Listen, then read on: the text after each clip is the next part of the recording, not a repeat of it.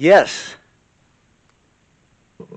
We've been, last week, if you weren't able to watch the video, you can go to 417, North 417 Ministries, and you can look and see the ministry of John on end times. Very good. And with what's been happening just in the last few days this week, what he's sharing with us a little earlier was just bringing Ezekiel 38 into focus. Okay, we're in Colossians today, of course. Some of you got this memorized. And we're going to look at verse 10. It says, that you may walk worthy of the Lord, fully pleasing Him, being fruitful in every good work and increasing in the knowledge of God. Verse 11. Strengthened with all might according to His glorious power, for all patience and long suffering with joy. And so what we've really started this series was talking about breaking out of darkness. And we spent months getting you to a point where we can begin to see and understand the darkness that may be overcoming us. And I thought last week, as John had ministered on end times, that it goes along with what we're going to deal with here in the last part of this series, and that is that we have to break through this darkness. And so, a question that I've asked you before, I'll ask you today, and I'll ask you again: what darkness is it that tries to encompass you? What is it that tries to overshadow you? And it can be any number of things. It can be physical. It can be spiritual. It can be financial. It'll be a lot of things that it can be. But let's get up to that point. Let's get ready so that we spiritually are at a place where we can fight this good fight of faith, and where we can make a stand for that which is right. And so we want to talk about a life that is pleasing to God. Now, if you remember 2 weeks ago when we talked with you, we talked about in verse 11 that we need to bear fruit. But as you know, any of you have a little garden this year or occasionally, or you have flowers or whatever, tomatoes or whatever, you know that sometimes, even though there is fruit that is being born and that you are bearing fruit and your harvest is coming in, that sometimes the fruit isn't good. Does that make sense to you? Brenda planted tomato plants not this year, but the year before, and that was, I don't know how many she planted, 10 plants or so. It was just a multitude. It was quite a harvest. But if the tomatoes weren't picked quick enough, then we were having, was it grasshoppers or that was getting on the fruit and beginning to eat a little hole in it. What did that mean? That meant that fruit was probably not going to be good. So you can bear fruit and it not be something that is pleasing to God. You can bear fruit and everything look good.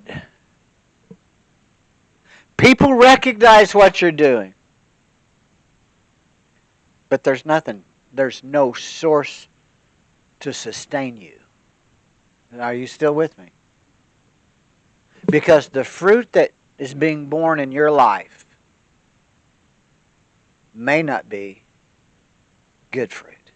Do you remember the story? Jesus, they walked by the tree and he went over to pick the fruit, and when he got there, that fruit was barren. It looked good,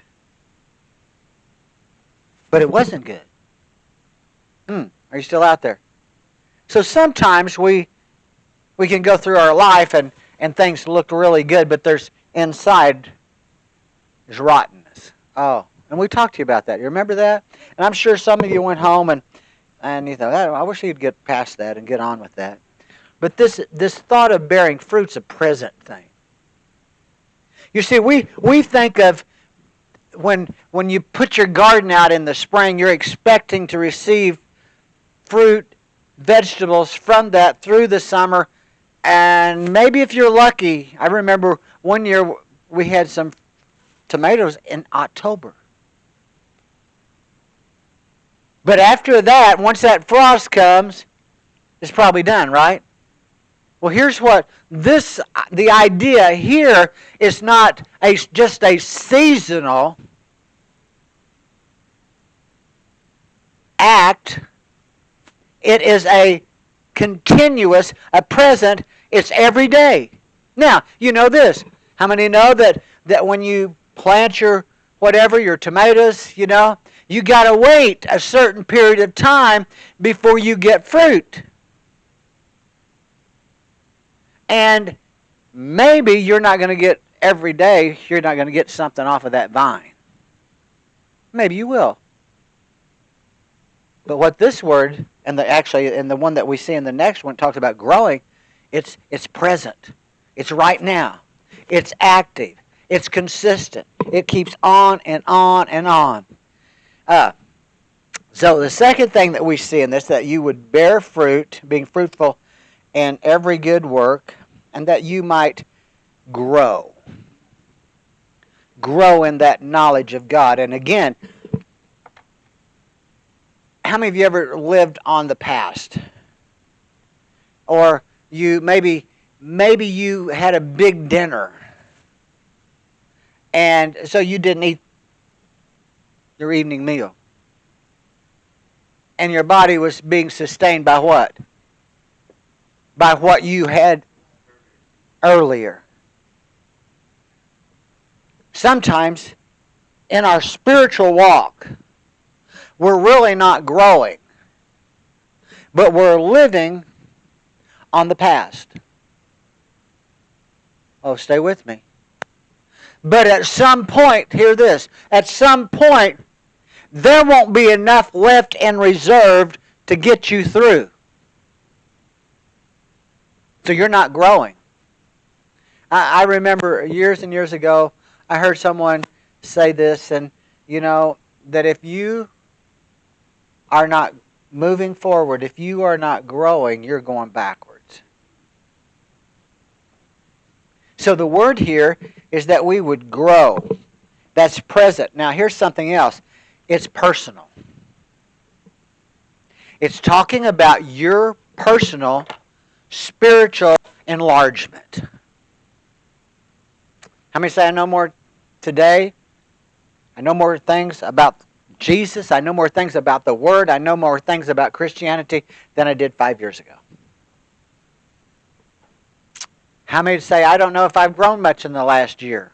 And people, I've heard people, here's what happens. Sometimes, and it can happen. I struggled a little bit with this one particular person that we knew that been a Christian all their life. And then toward the end of their life, they began to question their salvation. Now, were they living any different now at this point when they were questioning their salvation than they were 10 years ago? No. But what had happened was they were not in a place, in a church, that was feeding them the Word. It was more about what you feel at the present time. It was more about feelings than substance.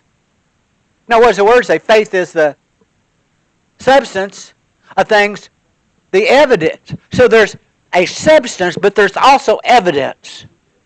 And this person wasn't growing. If they would have been growing, they would not have questioned their salvation. They would have rejoiced in the fact they were one day closer to Jesus. So this whole growing thing, number one, we want to put the fact, well, I'm not growing in the things of God. It's got to be the church. Stop blaming other people for what you are not doing. It's easy to blame other people. It's easy to say, well, if the pastor would teach more, you know. That's why I have John and April teach all the time, because they're going to give you something that I'm not going to give you. At least you'll get something once a month from them, and you may not get anything from me, but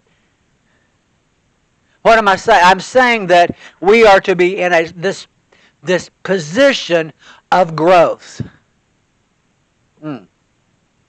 Now, you know yourself that whatever age you are, that if you eat your 3 meals a day, you're going to maintain, you're going to look pretty much the same, aren't you? If for some reason something changes in that, maybe your diet changes, maybe you got to give up salt, or maybe you got to give up sugar, all that good stuff, you're going to go backwards. And you're going to lose instead of gain. On the other hand, if you decide, well, you're going to have 5 donuts, you're going to have 3 gallons of ice cream, you're going to eat, 2. I got a guy I work with. He has 2 breakfasts and 2 lunches. He's a bodybuilder, and so that's. But do you see what I'm saying? So, are we growing, or are we maintaining, or are we losing in the knowledge that we have of the Lord? What are you doing? You see, well, Pastor, I'm not sure. If you're at a place and you're not growing, and you're just staying the same, then the darkness that we're getting ready to spend who knows how long on is going to overtake you and overcome you. Oh, and we get quieter than ever. So we are growing, which is present. It's a personal thing. And here it is. Growing implies this habitual action. Are there things that you do over and over and over and over? It's a habit. You walk the same way. How many have watched The Chosen? And when they go into a door many times, what do they do? It's a habit. It's part of who they are. So growth in the things of God is habitual. It's a habit. How do you do that? How do you grow?